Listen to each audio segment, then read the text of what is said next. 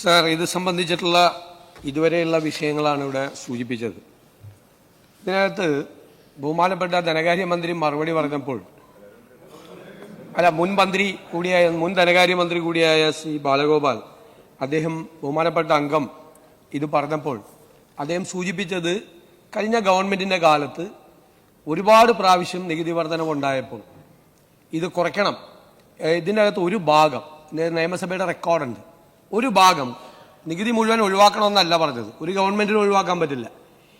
കൂടിയ നികുതിക്ക് സംസ്ഥാനത്തിന് അധികമായി കിട്ടിയ വരുമാനത്തിലെ ഒരു ഭാഗം ഇതുകൊണ്ട് ഏറ്റവും ദുരിതം അനുഭവിക്കുന്ന ആളുകൾക്ക്, ഓട്ടോറിക്ഷ ഡ്രൈവർമാർക്ക്, ടാക്സി ഡ്രൈവർമാർക്ക്, അവർക്ക് ഏതെങ്കിലും കാര്യത്തിൽ ഇളവ് വരുത്താൻ കഴിയുമോ എന്ന് ഗവൺമെന്റ് പരിശോധിക്കണം എന്നാണ് പറഞ്ഞത്. ഞങ്ങളത് പറയാൻ കാരണം അതിനു മുൻപ് അധികാരത്തിലിരുന്ന ഉമ്മൻചാണ്ടി സർക്കാർ പെട്രോളിന് 4 തവണയും ഡീസലിന് 2 തവണയും അധിക നികുതി വരുമാനം ഉപേക്ഷിച്ചിട്ടുണ്ട്. ഇതിലൂടെ പെട്രോളിൽ നിന്നും 375.75 കോടി രൂപയും ഡീസലിൽ നിന്നും 243.42 കോടി രൂപയും അന്നത്തെ സർക്കാർ 2011 മുതൽ 2016 വരെയുള്ള സർക്കാർ വേണ്ടെന്ന് വെച്ചു. അതായത് മൊത്തം 619 കോടി രൂപ വേണ്ടെന്ന് വെച്ചു. ആ പശ്ചാത്തലത്തിലാണ് പിന്നീട് വന്ന ഗവൺമെന്റിന്റെ കാലത്ത് 2016 മുതൽ 2025 ജനുവരി 31 വരെ ഈ ഡീസൽ പെട്രോളിന്റെ വില വർധനവിന്റെ ഭാഗമായി, അതായത് ഡീസൽ ഇനത്തിൽ 1617 കോടി രൂപയും പെട്രോൾ ഇനത്തിൽ 1466 കോടി രൂപയും ഉൾപ്പെടെ കഴിഞ്ഞ സർക്കാരിന് 3100 കോടി രൂപയുടെ അധിക വരുമാനം ഉണ്ടായിട്ടുണ്ട്. 1 രൂപ കുറച്ചിട്ടില്ല, 1 രൂപ കുറച്ചിട്ടില്ല. ഞാനിത് അധിക നികുതി വരുമാനം ഉണ്ടായപ്പോൾ അതിൽ നിന്നൊരു തുക, ഒരു പെർസെൻറ്റേജ്, എൻ്റെ ചെറിയൊരു പെർസെൻറ്റേജ് എടുത്തിട്ട് ടാക്സി ഡ്രൈവർമാരെയും അതുപോലെ ഓട്ടോറിക്ഷ ഡ്രൈവർമാരെ സഹായിക്കണം എന്ന് പറഞ്ഞു. അന്ന് ധനകാര്യമന്ത്രിയായിരുന്ന ശ്രീ തോമസ് ഐസക് പറഞ്ഞ മറുപടി സഭാരേഖകളിലുണ്ട്. അത്തരം മണ്ടത്തരങ്ങൾ ഞങ്ങൾ കാണിക്കില്ല എന്ന് പറഞ്ഞു. നികുതി കുറയ്ക്കുന്ന നികുതി ഇവിടെ ഈ റെക്കോർഡിലുണ്ട്, റെക്കോർഡിൽ എനിക്ക് എൻ്റെ മനസ്സിലുണ്ട്. നികുതി കുറയ്ക്കുന്ന മണ്ടത്തരം ഇടത് സർക്കാർ കാണിക്കില്ല എന്ന് ഇടത് സർക്കാരിന്റെ മുൻ ധനകാര്യമന്ത്രി ഈ സഭയിൽ വന്ന് സംസാരിച്ചാണ്. അപ്പൊ എന്നോട് മണ്ടത്തരം ചെയ്യാൻ വേണ്ടിയിട്ടാണോ മുൻ ധനകാര്യമന്ത്രി എന്നെ ഇപ്പൊ ഉപദേശിച്ചത്? അതാണ് ചോദ്യം, അതാണ് എന്റെ ചോദ്യം. പിന്നീട് ഇവിടെ പറഞ്ഞു നിത്യോപയോഗ സാധനങ്ങളുടെ വില വർദ്ധിച്ചിട്ടുണ്ട്. നിത്യോപയോഗ സാധനങ്ങളുടെ വില കഴിഞ്ഞ 11 മാസത്തിൽ ഇന്ത്യയിൽ ഏറ്റവും കൂടുതൽ നാണ്യപ്പെരുപ്പമുണ്ടായതും വില വർധനവുണ്ടായ 1ാമത്തെ സംസ്ഥാനം കേരളമാണ്. എന്തുകൊണ്ടാ? മാർക്കറ്റിൽ ഇടപെടുന്ന കാര്യത്തിൽ ദയനീയമായി കഴിഞ്ഞ സർക്കാർ പരാജയപ്പെട്ടു. ഇപ്പൊ പറഞ്ഞല്ലോ ഈ പൈസ എടുത്താൽ കൊടുക്കാൻ പറഞ്ഞല്ലോ, നിങ്ങളുടെ കടം തീർക്കണ്ടേ? 2893 കോടി രൂപ നിങ്ങൾ സിവിൽ സപ്ലൈസ് കോർപ്പറേഷൻ കൊടുക്കാനുണ്ട്. ഞങ്ങൾ ഈ പൈസ എടുത്ത് ഇത് വേണ്ടാന്ന് വെച്ച് കഴിഞ്ഞാൽ വിലക്കയറ്റം നിയന്ത്രിക്കാൻ ഞങ്ങൾ എന്ത് ചെയ്യും? സിവിൽ സപ്ലൈസ് കോർപ്പറേഷൻ ആണ് കേരളത്തിൽ വിലക്കയറ്റം നിയന്ത്രിക്കാൻ മാർക്കറ്റ് ഇന്റർവെൻഷൻ നടത്തേണ്ട ഏജൻസി. ആ മാർക്കറ്റ് ഇന്റർവെൻഷൻ നടത്തേണ്ട ഏജൻസിക്ക് 3000-ഓളം കോടി രൂപ കടമായി കൊടുക്കാനുള്ളത് ബാക്കി വെച്ചിട്ടാണ് പോയത്. ഇവിടുന്ന് കിട്ടുന്നത് 100-500 കോടി രൂപയാണ്, 500 കോടി രൂപയാണ്. അപ്പൊ ആ പൈസ എടുത്ത് കൊടുത്താൽ നിങ്ങൾ വരുത്തി വെച്ചിരിക്കുന്ന ഈ കട ആര് കൊടുക്കും? ആ കടം കൊടുത്താൽ മാത്രമാണ് സിവിൽ സപ്ലൈസ് കോർപ്പറേഷനും മാർക്കറ്റിൽ ഇടപെട്ട് ഇപ്പോൾ ഉണ്ടായിരിക്കുന്ന രൂക്ഷമായ ഈ വിലക്കയറ്റം നിയന്ത്രിക്കാൻ പറ്റുള്ളൂ. ഈ രൂക്ഷമായ വിലക്കയറ്റം നിയന്ത്രിക്കാൻ മാർക്കറ്റിൽ ഇടപെടണ്ടേ?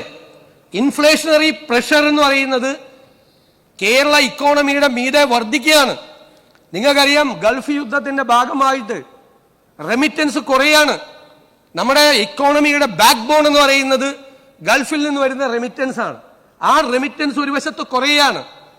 യുദ്ധത്തിന്റെ ഭാഗമായി കേന്ദ്ര ഗവൺമെന്റ് അതിന്റെ പേര് പറഞ്ഞ് വലിയ തോതിൽ പാചകവാതകത്തിന്റെയും ഈ പെട്രോളിയം ഉൽപ്പന്നങ്ങളുടെയും വില വർദ്ധിപ്പിച്ചപ്പോൾ നേരത്തെ തന്നെ ഇൻഫ്ലേഷന്റെ കാര്യത്തിൽ, നാണ്യപ്പെരുപ്പത്തിന്റെ കാര്യത്തിൽ 1ാം സ്ഥാനത്തുണ്ടായിരുന്ന കേരളം വീണ്ടും അത് താങ്ങേണ്ട സ്ഥിതിയാണ്.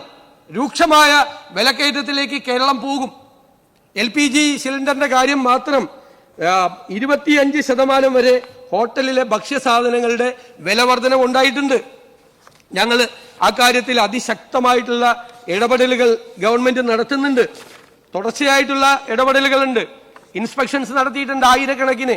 അതുപോലെ ഇറഗുലാരിറ്റീസ്, ഈ സിലിണ്ടർ ഇത് കരിഞ്ചന്തയിലാണ്. യഥാർത്ഥത്തിലുള്ള സിലിണ്ടർ വിതരണം കൃത്യമായി നടന്നാൽ ഒരു സിലിണ്ടർ ക്ഷാമം ഉണ്ടാവില്ല. ഇത് കരിഞ്ചന്തയിലാണ് യഥാർത്ഥത്തിൽ സിലിണ്ടർ നടക്കുന്നത്. അതിൽ ഇറഗുലാരിറ്റീസ് കണ്ടുപിടിച്ചിട്ടുണ്ട്.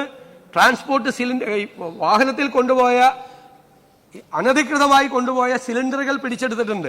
അതിശക്തമായ നീക്കം, ഈ കരിഞ്ചന്ത തടയുന്നതിന് വേണ്ടിയിട്ടുള്ള അതിശക്തമായ നീക്കം ഈ ഗവൺമെന്റിന്റെ ഭാഗത്തുനിന്ന് ഉണ്ടാകും എന്ന കാര്യത്തിൽ യാതൊരു സംശയവുമില്ല. എല്ലാ തരത്തിലും ഈ ക്രൂഡ് ഓയിലിന്റെ വില, ഈ LPGയുടെ വില വർദ്ധിച്ചത് ഭക്ഷ്യസാധനങ്ങളുടെ വില നിയന്ത്രണത്തിനും ഈ LPG ക്ഷാമം ഉണ്ടാകാതിരിക്കുന്നതിനും വേണ്ടിയിട്ട് ഗവൺമെന്റ് ശക്തമായ നടപടികൾ സ്വീകരിക്കും. ഇനി പെട്രോൾ ഡീസൽ വില വർധന ഏറ്റവും കൂടി നിന്ന സമയത്താണ് സോഷ്യൽ സെക്യൂരിറ്റി പെൻഷന്റെ പേരിൽ അങ്ങ് ധനകാര്യമന്ത്രി ആയിരുന്നപ്പോൾ ഇന്ധന സെസ് 2 രൂപയ്ക്ക് വർദ്ധിപ്പിച്ചു. അല്ല, അങ്ങ് അന്നത്തെ എന്റെ പ്രസംഗവും കൂടി ഒന്ന് കോട്ട് ചെയ്യണം. ഞാൻ പറഞ്ഞു ഇത് അപകടമാണ്. ഈ 2 രൂപ ഇപ്പോൾ വില കൂടി നിൽക്കുമ്പോൾ വർദ്ധിച്ചാൽ, കാരണം കേരളം, നമ്മളെല്ലാവരും അറിഞ്ഞിരിക്കേണ്ട കാര്യം, കേരളം ഒരു കൺസ്യൂമർ സ്റ്റേറ്റ് ആണ്. ഉൽപ്പന്നങ്ങൾ കേരളത്തിലേക്ക് അന്യ സംസ്ഥാനങ്ങളിൽ നിന്ന് ഏറ്റവും ലോങ് ഡിസ്റ്റൻസ് ട്രാവൽ ചെയ്ത് വരുന്ന ട്രക്കുകളിലാണ് വരുന്നത്. ഡീസലാണ്. പെട്രോളിനെക്കാളും കൂടുതൽ കൺസംഷൻ നടക്കുന്നത് ഡീസലാണ്. ഡീസൽ കൺസംഷനാണ്. ആ ഡീസൽ കൺസംഷൻ മാഹിയിൽ വരുമ്പോൾ വേറെ വില, തമിഴ്നാട് അതിർത്തിയിൽ വരുമ്പോൾ വേറെ വില, കർണാടക അതിർത്തിയിൽ വരുമ്പോൾ വേറെ വില. വലിയ വില വ്യത്യാസം കേരളത്തിൽ ഉണ്ടാകുമ്പോൾ എന്ത് ചെയ്യും? ഈ ട്രക്കുകൾ അവർ ഫുൾ ലോഡ് സംസ്ഥാന അതിർത്തിയിൽ നിന്ന് ഫില്ല് ചെയ്തിട്ട് വരും, ഫുൾ ലോഡ്. അപ്പൊ ഞാനൊന്ന് പറഞ്ഞു, ഇതിന്റെ നിങ്ങൾ ഈ 2 രൂപ കൂട്ടിയപ്പോൾ നിങ്ങൾക്ക് ഒരുപാട് നികുതി നഷ്ടം ഉണ്ടാവും. കാരണം ഡീസലിന്റെ കൺസംഷൻ കുറയും എന്ന് പറഞ്ഞു. അന്ന് അങ്ങ് പരിഹസിച്ചൊന്നും ഞാൻ പറയില്ല, അങ്ങ് പറഞ്ഞു ഒരു കൺസംഷനും കുറയാൻ പോകില്ല എന്ന് പറഞ്ഞു. ഞാനത് ഓർത്തു വെച്ചിട്ട് 1 കൊല്ലം കഴിഞ്ഞപ്പോൾ അങ്ങേക്ക് ഡീസൽ കൺസംഷന്റെ കണക്ക് കാണിച്ചെന്നു. 1.5 കോടി ലിറ്ററിന്റെ ഡീസലിന്റെ കൺസംഷൻ കുറവുണ്ടായി. 1.5 കോടി ലിറ്റർ. തെറ്റായ തീരുമാനമായിരുന്നു ആ സെസ് കൂട്ടാനുള്ള തീരുമാനം. അന്നത്തെ കാലത്ത് തെറ്റായ തീരുമാനം. കാരണം ഈ ട്രക്കുകളെല്ലാം പുറത്തുനിന്ന് അടിച്ചു. അതുമാത്രമല്ല, ഇപ്പോഴും കേരളത്തിലേക്ക് അനധികൃതമായ ഡീസൽ, ഈ പെട്രോൾ വലിയ തോതിൽ ഇതര സംസ്ഥാനങ്ങളിൽ നിന്ന് വന്ന് ഒരു ടാക്സും കൊടുക്കാതെ, നമുക്ക് ടാക്സ് ഉണ്ടല്ലോ, സ്റ്റേറ്റിൽ ഒരു ടാക്സും കൊടുക്കാതെ വ്യാപകമായി വിറ്റഴിക്കപ്പെടുക.